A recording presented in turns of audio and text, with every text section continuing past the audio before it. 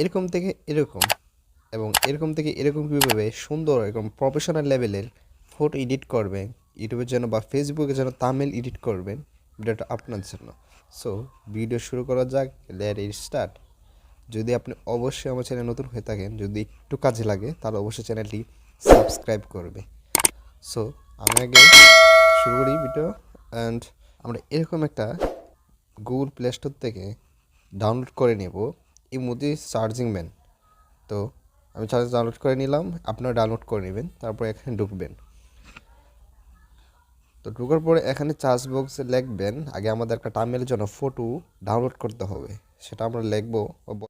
একটা photo charge দেওয়ার পরে এখানে অনেক ছবি পেয়ে থাকবেন, হাজার হাজার।